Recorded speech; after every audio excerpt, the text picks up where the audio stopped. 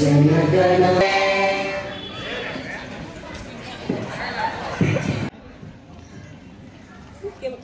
దయచేసి నిశ్శబ్దాన్ని పాటించాలి. ఇప్పుడు నేను చెప్పబోయే విషయాలను మీరందరూ పాటించాలి. సభ్యులు లేవకుండా అరవకుండా మాట్లాడాలి. చేతిని పైకెత్తి అనుమతి తీసుకొని మాత్రమే మాట్లాడాలి.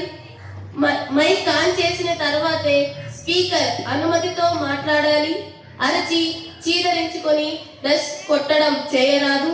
వ్యక్తిగతంగా ఒకరినొకరు తిట్టుకోరాదు.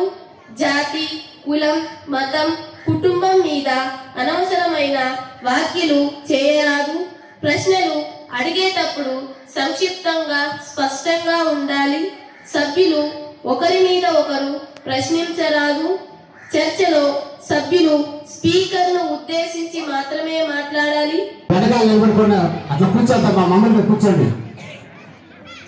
ఎవరు ఇక్కడ అబ్బాయిలు గలబా చేస్తున్నారు, ఎవరు గలబా చేయొద్దు.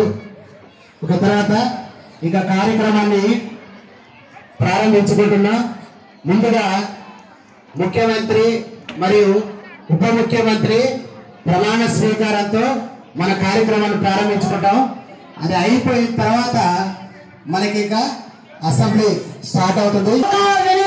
నేను శాసనం ద్వారా నిర్మితమైన భారత రాజ్యాంగం పట్ల నిజమైన విశ్వాసం, విధేయత చూపుతానని, భారతదేశ సార్వభౌమాధికారాన్ని, సమగ్రతను కాపాడుతానని, ఆంధ్రప్రదేశ్ ఉప ముఖ్యమంత్రిగా నా కర్తవ్యాలను శ్రద్ధగా, అంతఃకరణ శుద్ధితో, భయం గాని పక్షపాతం గాని లేకుండా, రాగ ద్వేషాలకు అతీతంగా రాజ్యాంగాన్ని, శాసనాలను అనుసరించి న్యాయం చేకూరుస్తానని నా మనస్సాక్షిగా ప్రమాణం చేస్తూ ఒప్పందాలు కుదిరాయి.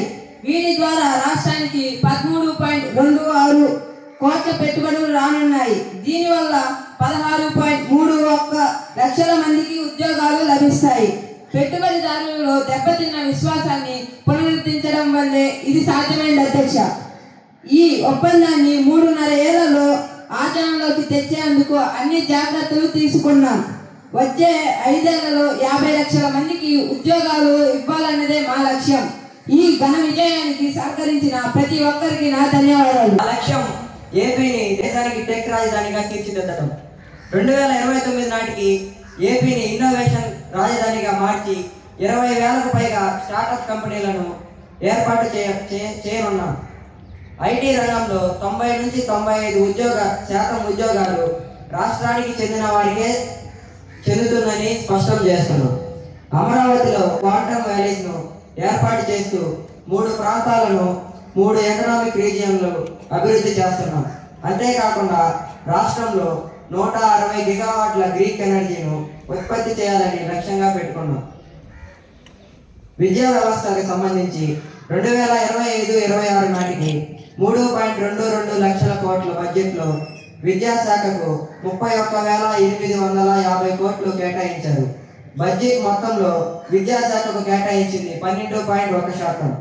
పథకాల విషయానికి వస్తే తల్లికి వందనం పథకం కింద 497 కోట్లు కేటాయించారు. ఈ పథకం కింద 67 లక్షల మందికి 67 లక్షల విద్యార్థులకు చెందిన మహిళలకు స్వయం ఉపాధి అవకాశాలు కల్పించడం జరుగుతుంది. బీసీ హాస్టల్ అభివృద్ధి. బీసీ హాస్టల్ విద్యార్థులకు దుప్పట్లు, పౌష్టికాహారం అందించడం జరుగుతుంది. ఆదరణ 3.0 పథకం. బీసీ వర్గాలకు ఆర్థిక సహాయం అందించడానికి ఈ పథకం అమలు చేపట్టింది. బీసీ కార్పొరేషన్ బీసీ వర్గాలకు చెందిన వ్యక్తులకు ఆర్థిక సహాయం అందించడానికి బీసీ కార్పొరేషన్ ఏర్పాటు చేసింది. నైపుణ్యాభివృద్ధి